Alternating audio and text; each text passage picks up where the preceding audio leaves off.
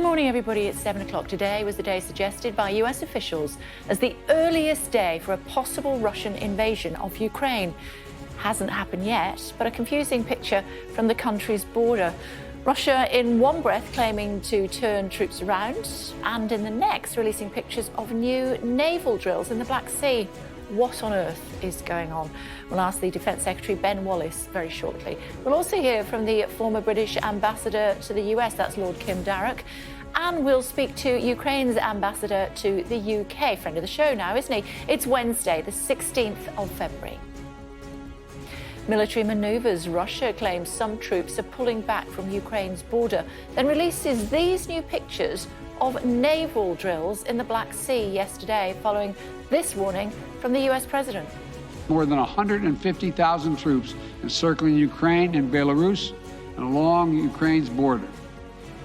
An invasion remains distinctly possible. I'm in Kiev as Ukraine marks a day of unity while NATO defence secretaries meet in Brussels to discuss the crisis. A call for Prince Andrew to be stripped of his Duke of York title as he settles a civil sex assault case with his accuser, Virginia Giuffre. Reports he's paid her millions. I'm at Windsor Castle, where Prince Andrew has been holed up as his legal team fought his case. I'm live at New Covent Garden Market, where the cost of living crisis is set to get worse, with inflation forecast to rise again. The new vaccine's being trialled to target the Omicron variant as Wales offers jabs to children over 5. We'll get reaction from the World Health Organization at 7:45. An eerie reconstruction, a lawyer's take on what happened on the set of the movie Rust, where a woman was shot as her husband sues. Alex Baldwin. Downer on the slopes, medal hope, Dave Ryding fails to win gold for Team GB in Beijing. We'll have reaction from the slopes, where he led his trade. Also on the programme for you this morning. I'm making the most of what's been placed in front of me.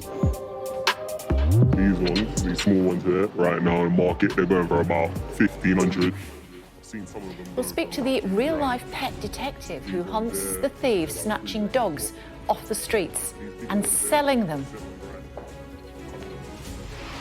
And we'll speak to fitness expert Diana Moran, aka the Green Goddess, as research shows exercise for over 70s can cut the risk of heart disease.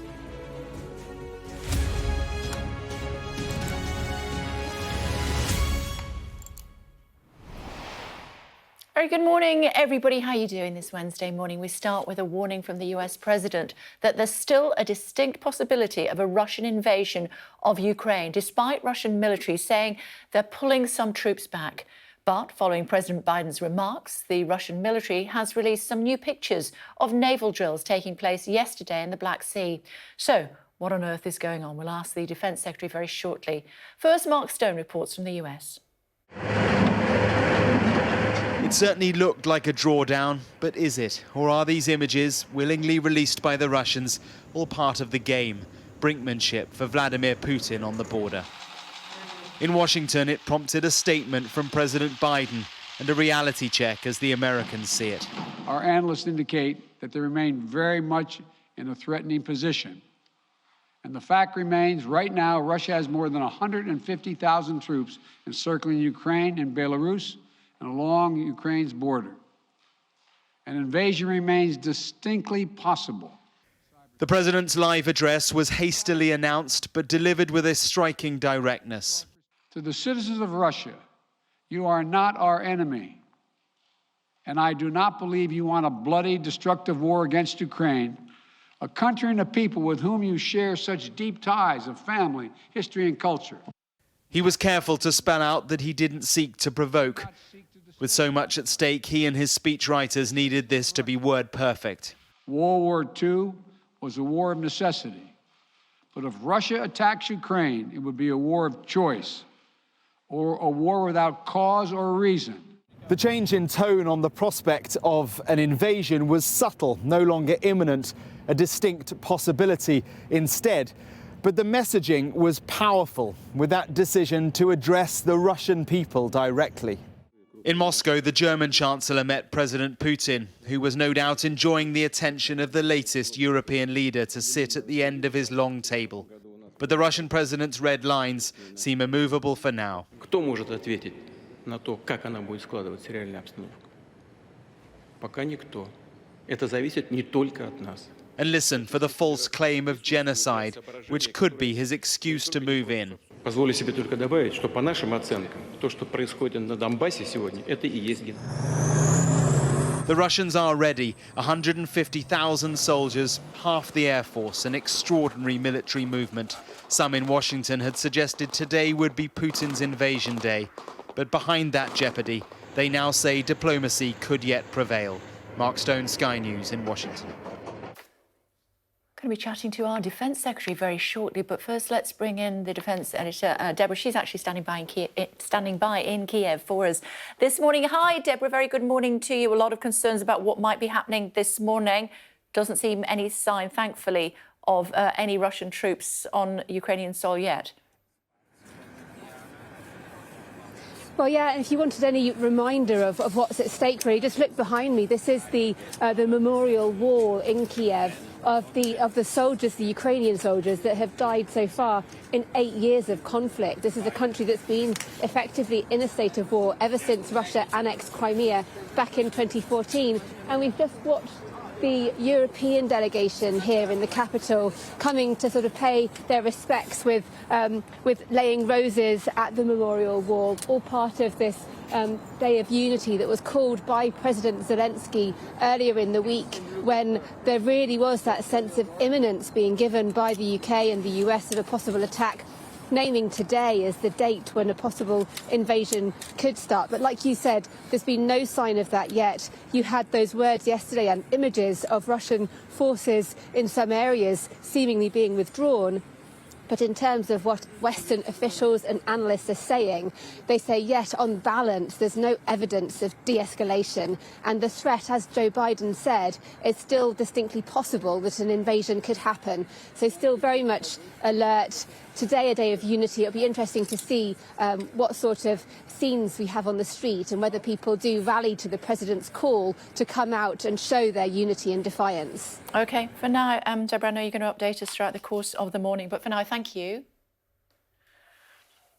I'm going to be bringing you the very latest inflation figures in just a moment or two. But first, the call today for Prince Andrew to be stripped of his dukedom after he settled his sex assault case with Virginia Giuffre. Charges that he has always denied. It's believed the settlement runs to many millions of pounds. A joint letter submitted to the US District Court by both legal teams said this.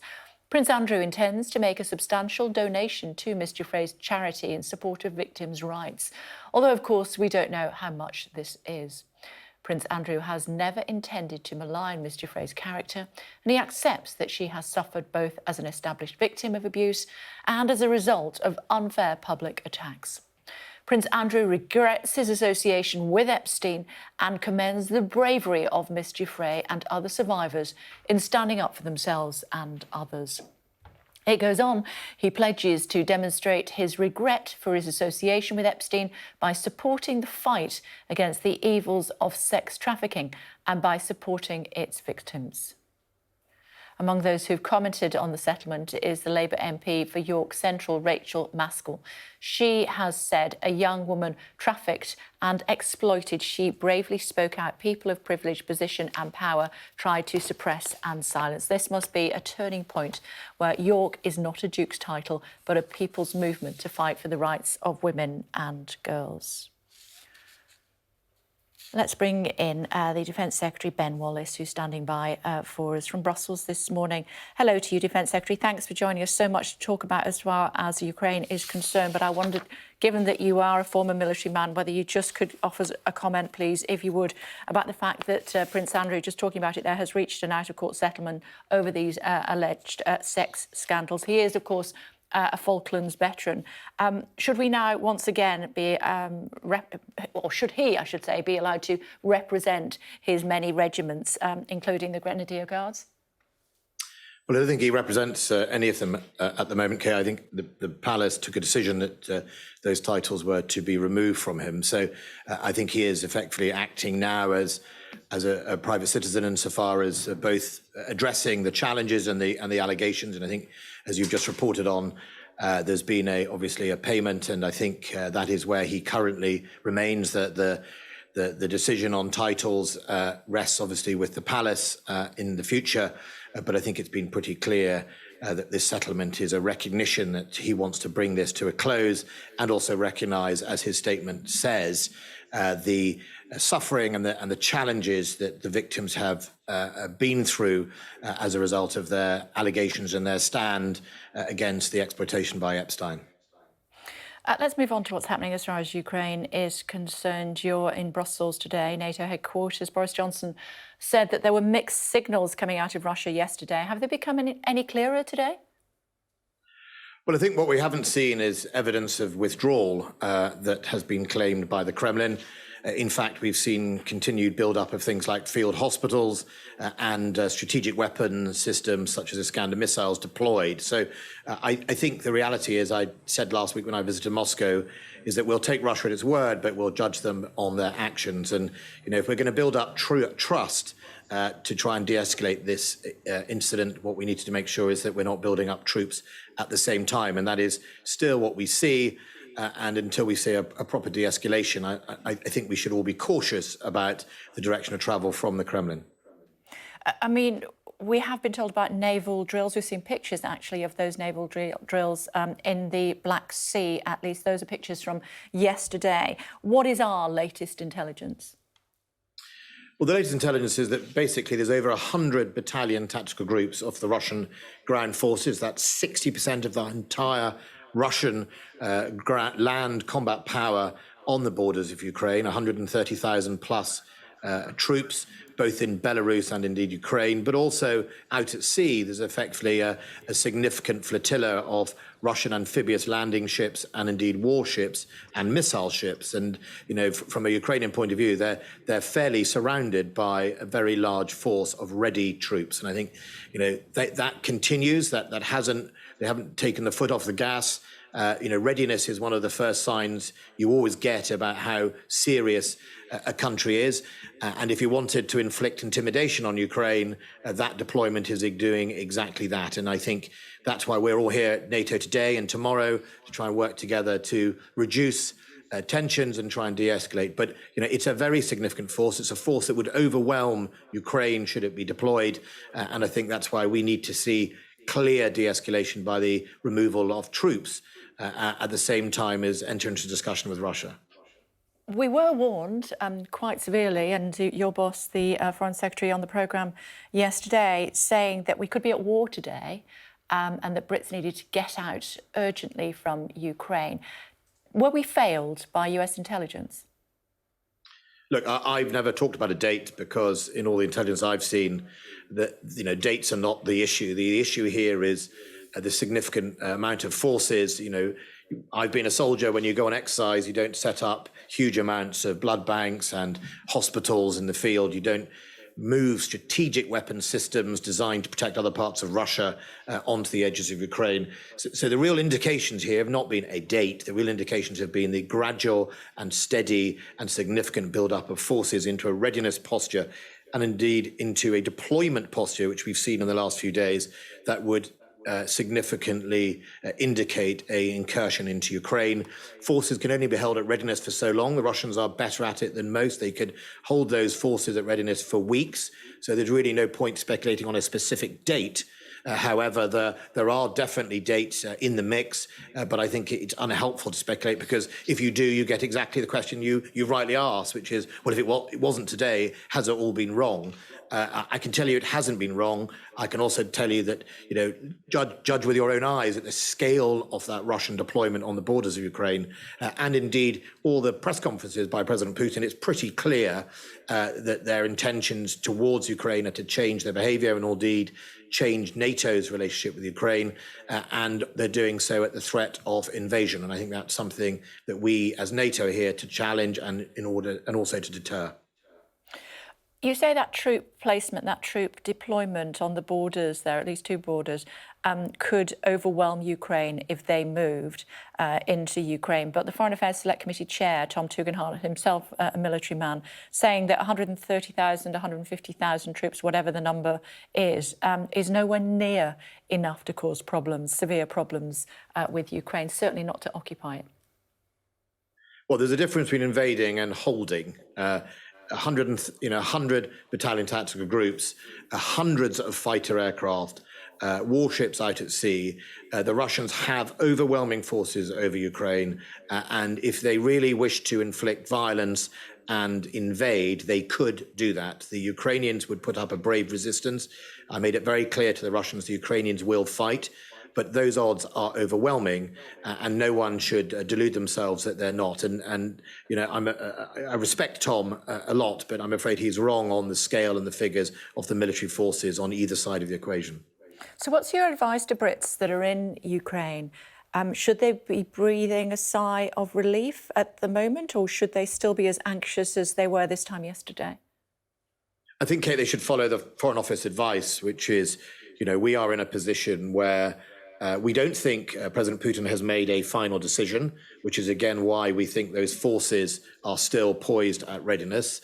And until that decision is made and communicated by the Kremlin, I think the citizens, either dual nationals or British citizens in Ukraine, should continue to follow the well-considered Foreign Office advice and seek to either leave or avoid travel to Ukraine.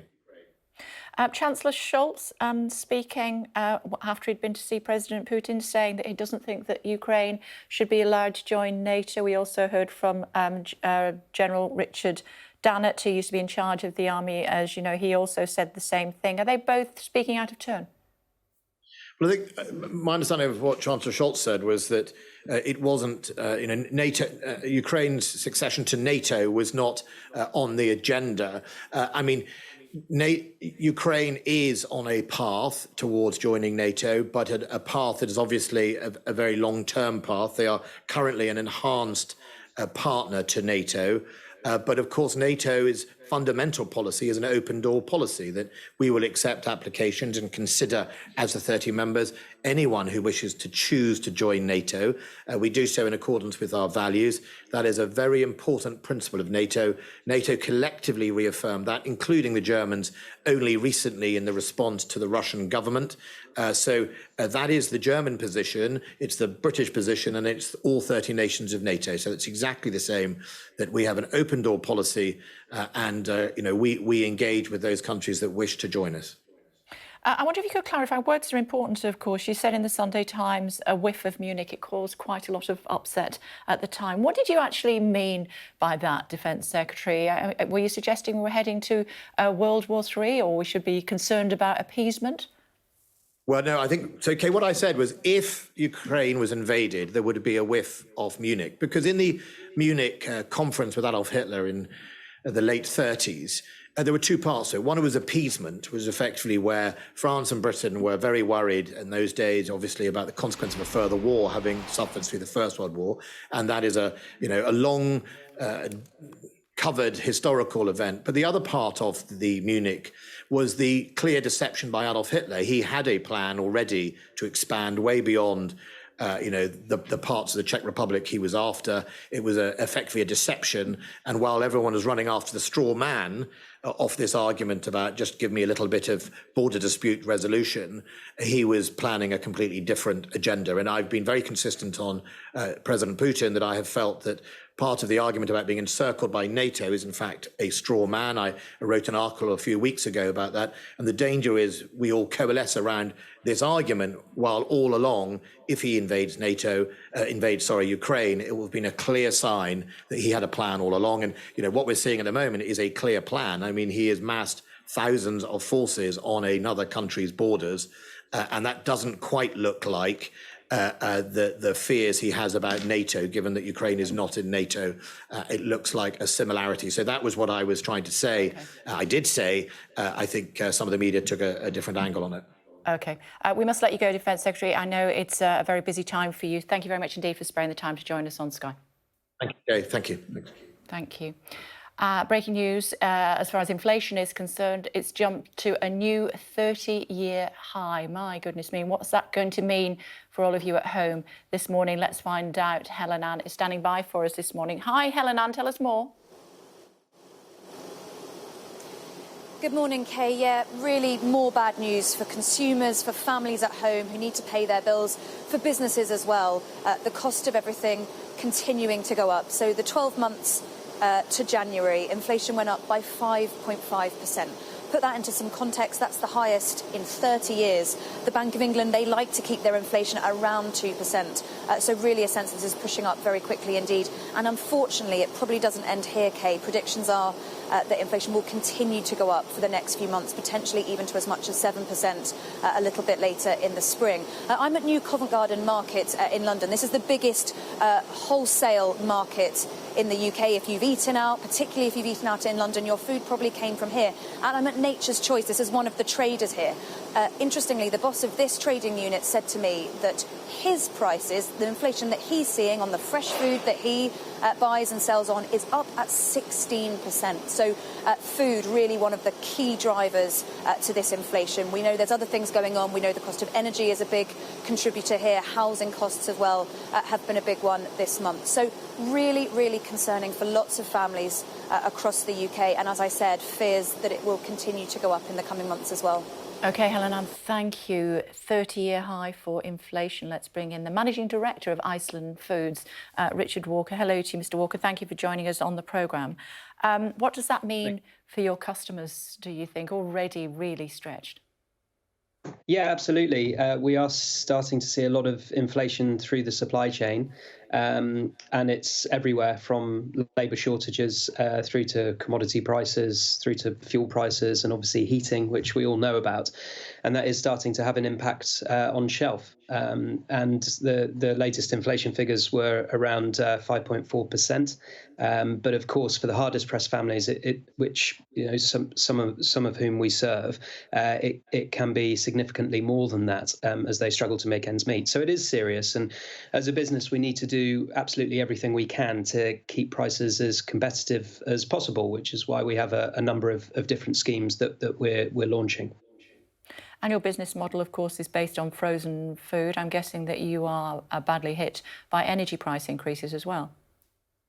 Yeah, we do use a lot of energy. 100% of that is renewable, so at least it's green energy. But absolutely, and for business, there's no consumer price cap. So, we just have to stomach the wholesale prices on the market. But look, we've been in business for 51 years. We work day and night to be absolutely as competitive as possible. And therefore, we do everything we can to make sure that we provide, good value for our consumers. Now, you can do that through frozen food anyway, because it's a good way of saving money and making food go further, reducing food waste. But we've also committed to freezing all of the £1 lines in our stores in the frozen section for the rest of the year. And that's obviously to help customers through this tricky time. And tell us more about this NHS Healthy Start scheme. More on that, if you would, please. Yeah, something else we did through the pandemic was to try and promote and support this scheme, was to give away free vegetables to anyone with an NHS voucher. What we found is that there was very little awareness and therefore take-up of the Healthy Start scheme. Now, NHS Healthy Start, and Best Start as it's known in Scotland, help those who are pregnant or have responsibility for very young kids and are on low incomes. And it gives them some money each week in these vouchers. It's just over £4 for pregnant women, £8.50 per week for kids under 1, and £4.25 for 1 to 4 year olds. And they can buy fresh, frozen or tinned fruit and veg. They can buy plain cow's milk, infant formula, fresh tin pulses. So what we're doing is putting this on all of our milk bottles to raise awareness of the scheme, because we're calling on the food industry to really get behind this. This is government money that is set aside and people are eligible for it. We think 130,000 people are not taking up this scheme that are eligible. It's free money that they can buy healthy food with, which obviously leads to many different benefits. So if we put it on our milk, that will get it on 80,000 products throughout the UK, and actually a further 80 million units through England, Wales and Northern Ireland, and a further 9 million in Scotland. So it will really sort of bring the scheme alive. We're also going to support it with window posters and some in-store activities. And we've also put QR codes of the scheme on some of our delivery vans, and that in turn will be seen by thousands of people as well. Okay. So we really think this will help hundreds of thousands of families, but also it should untap tens of millions of spend that people can buy healthy foods with. Okay, amazing work. Thanks very much for taking the time to tell us more about it. Thank you. Thank you. Still to come on the programme for you this morning, joined on the sofa by Ukraine's ambassador to the UK. He'll be here very shortly after 9 o'clock. Also, the Green Goddess. She's going to be joining me to talk about why the over 70s are being encouraged to get moving. And also celebrity hairdresser Larry King about a campaign to celebrate the nation's hairdressers. Before that, let's return to one of our other main stories. And there's a call today for Prince Andrew to be stripped of his dukedom after he settled his sex assault case with Virginia Giuffre, charges that he has always denied. It's believed the settlement runs to millions of pounds. Madeleine Ratcliffe is in Windsor for us this morning. I think it's your first time on the show, isn't it, Madeleine? A very good morning to you. What's happening there? Good morning, Kay. Yes, so the legal cloud may have lifted from Prince Andrew, the court case is behind him, but there are really significant questions, and the main one of that is how is he paying for this? The Telegraph reports that the settlement could be worth as much as £12 million to Ms Giuffre and her victims' charity, certainly many millions of pounds. And where has the money come from that? If it has come from the Queen, if she is effectively paying this settlement for Andrew, that will certainly be controversial. And it leads to further questions about Prince Andrew's role in public life going forward. Should he keep his dukedom, for example? There have been calls for him to give up the title of the Duke of York. And in this Platinum Jubilee year, celebrating the Queen's Jubilee, how much of a role, a public-facing role, will he want to take with the family in the summer? So the case is behind him, but certainly questions remain over the royal family. OK, good to talk to you. Thank you. Also making news for you this morning, Wales has become the first country in the UK to announce it will offer the COVID vaccine to all 5 to 11-year-olds. The Welsh Health Minister said the decision was made after officials were given access into a still unpublished study by the Joint Committee on Vaccination and Immunisation. There have been another 46,186 cases recorded in the last 24 hours. A further 234 people have died, which takes the total number of people who have died within 28 days of a positive COVID test to 160,000 almost. And more on jabs for children and a new vaccine trial later this hour when we speak to the WHO's Special Envoy for COVID-19. That's David Nabarro.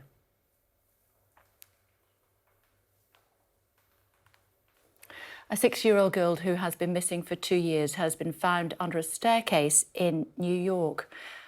Paisley Schultes was allegedly abducted by her biological parents after they lost custody in 2019. Police said she appeared to be in good health. A woman and 2 men have been arrested and charged.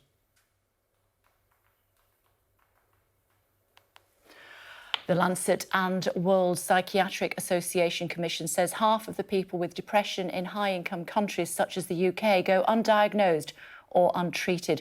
The figure rises to 80 to 90% in low and middle-income countries, and researchers say that now a whole-of-society response is needed to tackle the issue. I think for me, the most important message is to destigmatize depression as a very common health condition that affects a very large proportion of the population, but remains sadly poorly recognized and very misunderstood. The husband of Halyna Hutchins, who was killed during the filming of Rust, has filed a lawsuit for wrongful death against the actor Alex Baldwin, which includes a reconstruction of events on set. The cinematographer was shot dead in October last year while filming the Western in New Mexico. A family lawyer confirmed legal papers have now been filed in the state's Santa Fe County. Detailed animated video that recreates the shooting was also revealed. It shows Alec Baldwin and the crew all on set in the moments before Miss Hutchins' death. A lawyer for Mr. Baldwin and the other producers of Rust said they continued to cooperate with authorities and denied any suggestion of negligence. Players of Wordle were left frustrated yesterday after there were two possible answers depending on the platform being used. If users played on the original site, the answer was Agora, but for those on the New York Times version, the correct choice was Aroma. Bit confusing, isn't it? But there we go.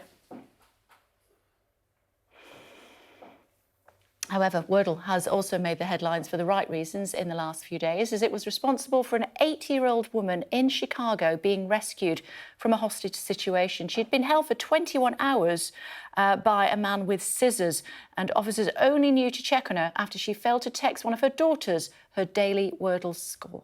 There you go.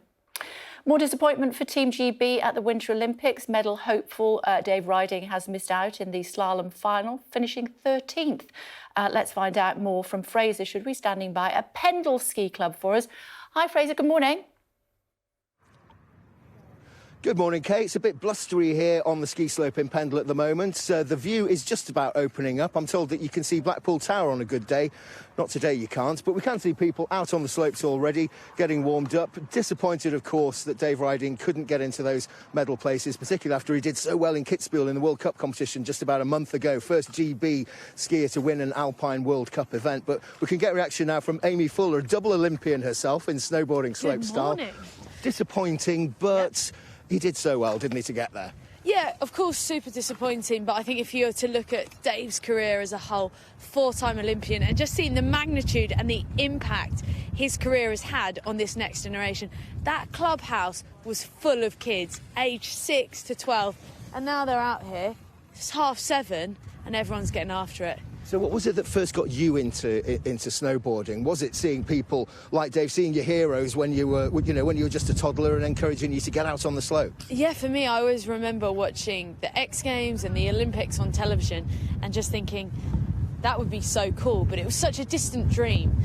It's one of those things that you think, I could never do that. But the truth is, if you can see it, you can be it. And that's the impact Dave has had on these kids today. I mean, he's a total hero up here, isn't he? 4 Olympics, and it is such a bruising sport, isn't it? You've got more than your fair share of broken bones to attest to that. I have. I've fractured my eye socket, broken my coccyx, but that's a small price to pay for the lifetime of opportunity I've had to live my dream. And I think, let's say, maybe snowboarding's a little bit more dangerous in terms of the big tricks, but just seeing these kids out here today has made me smile, even though I got up at 4:30 this morning. Fantastic. I'm smiling too. It's blowing a gale up here at the moment. Storm Dudley's on his way, but it's not stopping people getting out here on the slopes. The next generation, it's starting right here in Pendle. OK, can you tell that gorgeous lady, she looks amazing, but 4:30 is a lie-in for me? I will indeed. Kay says that you look absolutely amazing, considering you got up at 4:30. Oh, thank you, Kay. Love that. Styling it out in your amazing coat. I'm loving it, loving it. OK, thank you. Thanks a lot. Hair with the hairdresser. It's not quite what I said, is it? Now, talk about keeping it in the family. Take a look at this. There you go. It's Mac Rutherford. At only 16 years old, he's hoping to become the youngest person ever to circumnavigate the world alone in a microlight, which is a sort of lightweight aircraft. If he's successful in his attempt, he'll set a new world record. And guess who he'll take that world record from? his 19-year-old sister Zara, who completed the challenge last month. Mac is due for takeoff on the 17th of March. Both of the kids flying around the world. Maybe they don't like their mum's cooking, I don't know. Our top stories for you this morning. President Biden has called on Vladimir Putin to halt aggressions towards Ukraine, saying the US has not yet verified Russian claims it has started withdrawing some troops from the border. Calls for Prince Andrew to be stripped of his dukedom after he settled his sex assault cases with Virginia Giuffre, charges he denies. It's believed the settlement runs to millions. Inflation rises at its fastest annual rate in nearly 30 years, jumping to 5.5% last month as households feel the squeeze from rising bills. In the last half an hour, Defence Secretary Ben Wallace told me Russia should be judged by its actions when it comes to de-escalating tension at the Ukraine border, saying there's no evidence of a troop withdrawal. They haven't taken the foot off the gas. Readiness is one of the first signs you always get about how serious a country is. And if you wanted to inflict intimidation on Ukraine, that deployment is doing exactly that. It's a very significant force. It's a force that would overwhelm Ukraine should it be deployed. And I think that's why we need to see clear de-escalation by the removal of troops. Tamara's here. What do you make of what he had to say this morning? Morning. Morning, Kay. Well, as Ben Wallace heads to NATO defence ministers' meeting, NATO's position is very clear. This is the most serious security crisis Europe has faced in decades. And despite the mixed messages over the last couple of days, the pictures of the Russian tanks withdrawing, it remains potentially very imminent, the threat of invasion. Ben Wallace was saying that the number of troops we believe has massed on the Ukraine border. Joe Biden put it at 150,000. He said about 140,000. He said that is enough to overwhelm Ukraine. He said that it was wrong to suggest that this is only enough for a quick strike and then not to hold it. And he said that that is very much the basis that they are planning on when they think about what deployments they're going to send to Ukraine's neighbours to shore them up in the event of an invasion. Tomorrow's Take 9 o'clock. See you then. Looking forward to it. Thanks very much indeed. Joined now by the former German ambassador to Moscow. That's Rüdiger von Fritsch. Hello to you. Thank you very much indeed for joining us, Mr. Ambassador. What is your view on what Mr. Putin is up to at the moment? Well, good morning, and thank you for inviting me. The threat to Ukraine still is there, but it's beyond the threat to Ukraine, an overall threat to the European peace order.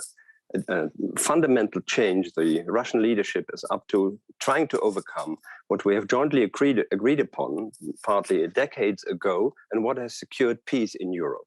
So this threat is still there. All his demands are on the table. No NATO extension, barring our Central Eastern European partners from NATO defense capabilities, withdrawing the American nuclear umbrella from Europe, which is the sort of heart piece of our security. This is still all on the table, but looking back at the stretch over the last, let's say, 8 weeks, we see that diplomacy has made progress, and that is due to the united stand of Western leaders. And I think it was clearly demonstrated yesterday by Chancellor Scholz's visit to Europe. There is clear messaging. If Russia chooses to unleash war, there will be a massive response and will damage fundamentally the interest also of the Russian leadership and Russia's economic and financial interest. But we are already trying to overcome the dialogue, the ongoing conflict in dialogue. And that's a situation we are in. Maybe if we can verify that Russia is actually withdrawing at least part of its troop, we could say we are one step back from the abyss of war. We know that your leader went to see President Putin yesterday in Moscow. You know how President Putin operates. When can you tell whether he's bluffing? Well, you should judge him by the facts. You should judge him by what's actually happening, but also by the messaging done. And that messaging was more positive than we've seen over the last few weeks. There was a readiness. He said there are proposals by the West replying to his answer, which are interesting, which we should discuss. And that could be a basis that we could try to build on. We can continue the so-called Normandy format with France and Germany moderating a process, the only one where Russia and Ukraine directly can meet and exchange their difficulties and views. He's ready to continue that. There is substance being brought in by Ukraine now. Russia should bring in substance. So we can slowly try to make some progress, discuss other issues, transparency measures, confident security building measures, discuss arms control, but the huge issues behind it, which are in Russia's interest, migration, pandemia, you name it. And that can lead us into a process where we can build a new security arrangement, which should not give up the basic principles, which we must stick to because it guarantees our security. And part of this is the independent sovereignty of countries, like not only Ukraine, but also, let's say, Finland or Sweden, to decide about their own security. Interesting you mentioned Sweden. Russia's ambassador to Sweden, one of your peers, says that Moscow doesn't give a damn about the threat of Western sanctions. Do you agree with him? Well, they have to say that, of course. They will always say it will not affect us. But what we have lined up, and Russia clearly knows about it, would very severely affect not only the overall interests of Russia, but the revenues of its leadership, which it urgently needs in order to keep up the support of the people in the country, which is not guaranteed. And let's, for example, say the Russian leadership would unleash a war in Ukraine. It's not given that would be supported by the people in the country, particularly if there would be dramatic losses and costs, etc. And part of the cost is a complete disalignment from the West and other. Therefore, they do need this, and they have realized that we are united and that we are resolved to react, whilst at the same time trying to overcome this dialogue. So I think they have to say sanctions will not affect us, but they would, definitely. Good to talk to you. Thank you for joining us on the programme. My pleasure. Thank you so much. Thank you. For weeks now, people in Ukraine have been living with a constant threat of war, as we've been hearing throughout the show. In the city of Kharkiv, people are preparing for an invasion. Our chief correspondent Stuart Ramsey reports from there. She's searching for air raid shelters. Theoretically, they're dotted throughout the eastern Ukrainian city of Kharkiv. A website identifies the basements of buildings designated by the government as suitable bunkers if the city comes under attack. If it does happen, everyone is directed to these shelters. There are said to be 4,300 of them. But Yulia Smagina has only been able to find 100 so far, and of them, 94 were uninhabitable, or more commonly, locked. With tensions rising here, the lack of preparedness is becoming a big issue for the government. So it seems this shelter, it appears at least that this shelter is actually up to its knees in water. The lady's saying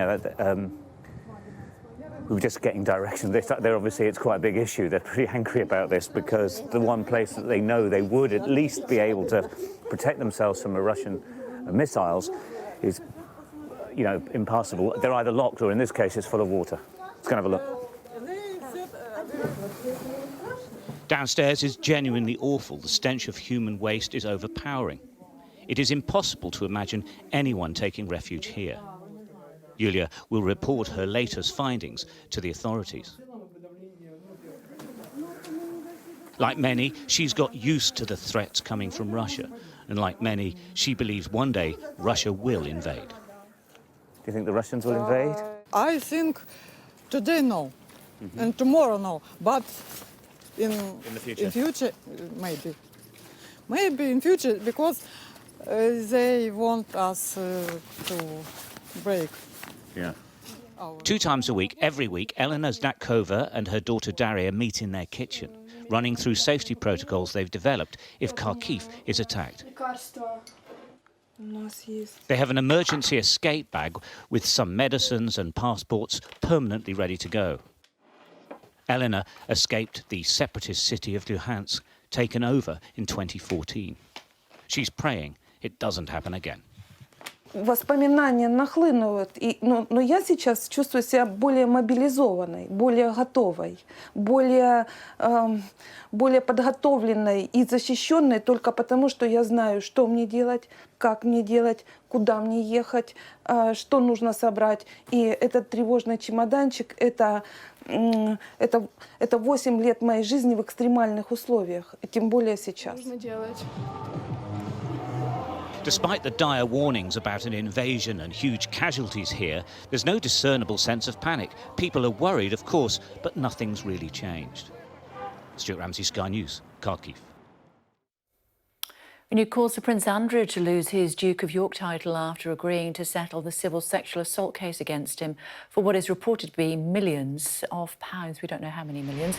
Legal commentator Joshua Rosenberg is with us now. I don't suppose you know, do you, Joshua?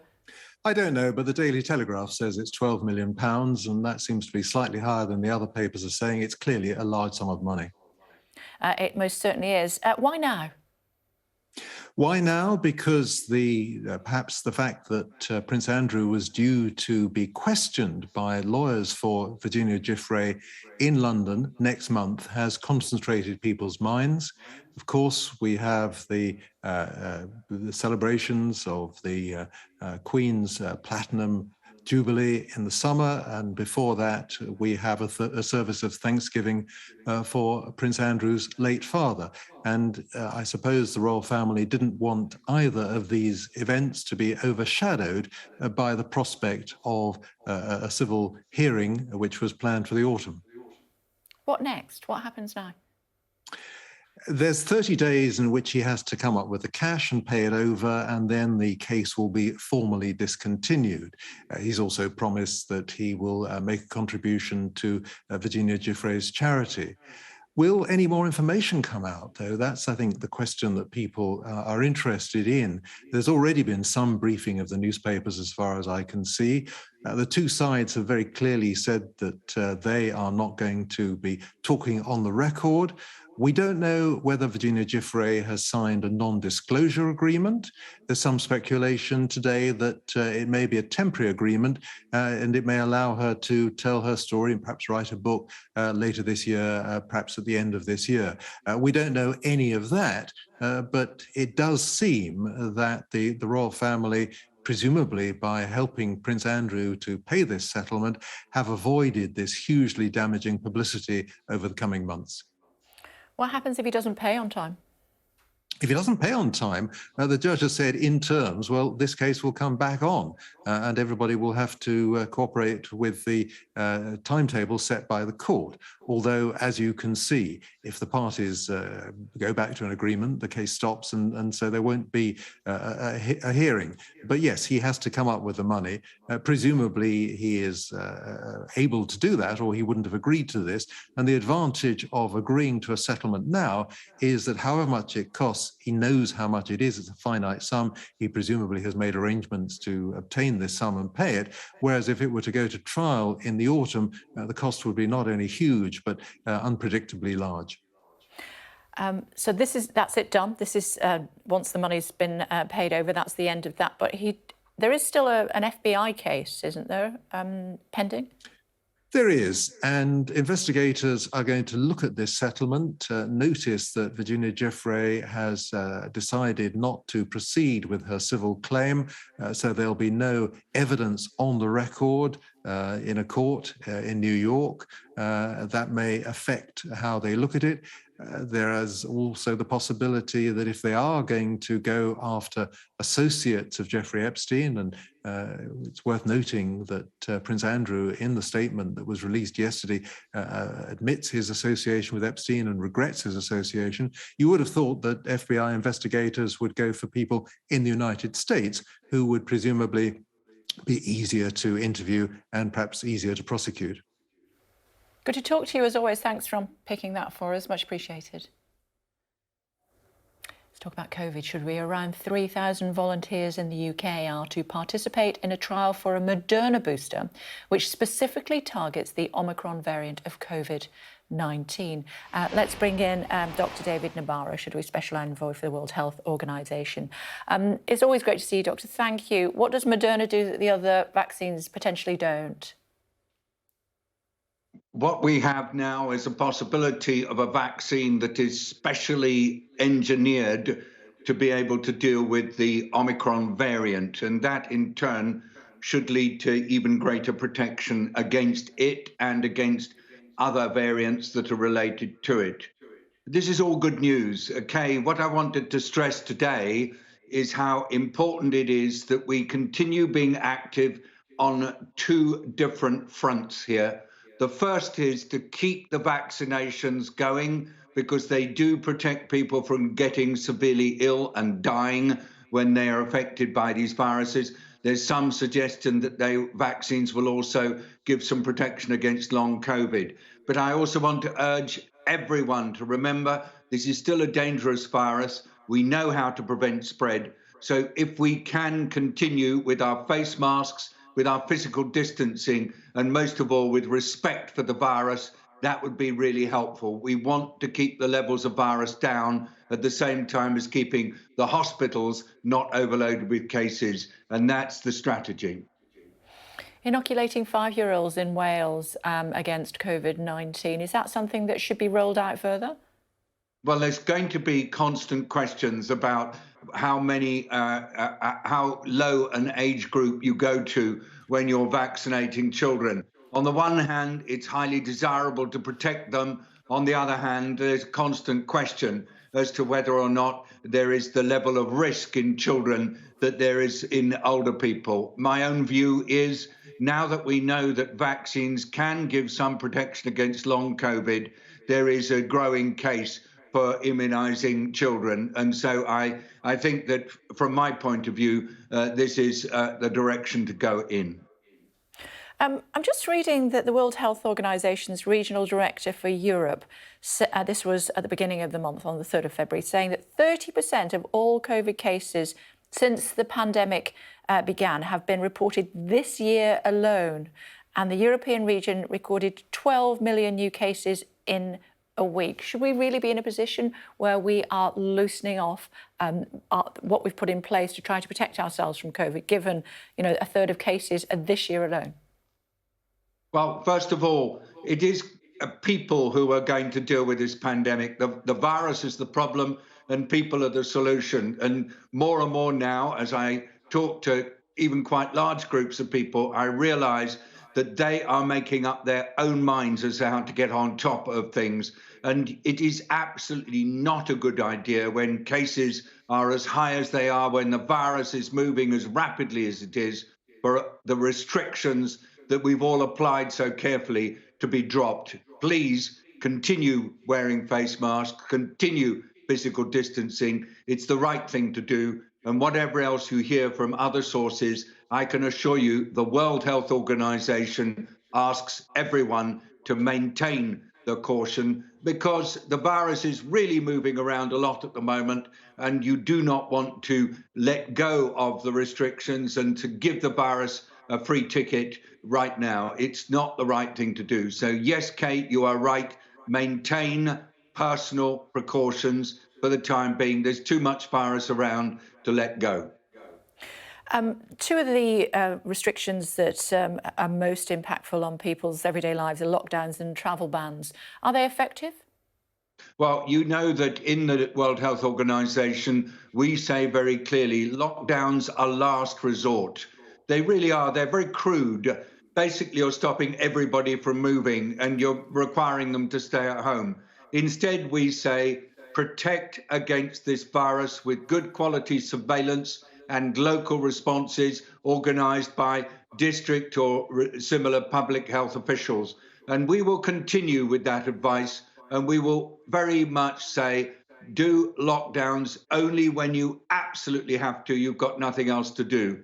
In the same way, we're cautious about mandates requiring people to get vaccinated or else they lose their jobs, because we think they create divisions in society. And we would much rather say to everybody, you're part of the solution. We're not going to give you these very tough mandates, but we are going to ask you to work together, to work with authorities, because we can only deal with this virus by working together. Good to talk to you as always. We hope that the family is very well. Love to all of them. Thank you, Doctor. Thank you very much indeed. But greetings to everybody. Indeed. Thank you. Quick look at the weather for you.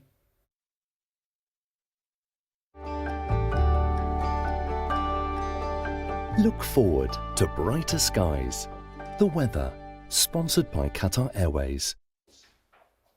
Today sees Storm Dudley, we really need somebody with a Birmingham accent to say that, don't we? Bringing potentially damaging winds to the north later before Storm Eunice, don't know who would say that, arrives on Friday. A Met Office amber wind warning covers southern Scotland, northern England and parts of Northern Ireland from late afternoon until midnight. 70-mile-an-hour gusts are possible there, higher on coasts and hills. The Irish Met Service has a similar warning for Donegal, so be careful if you're going out. The weather, sponsored by Qatar Airways. And this is what happened even before we see Storm Dudley. The Sun carrying a picture of a 300-foot wind turbine knocked over.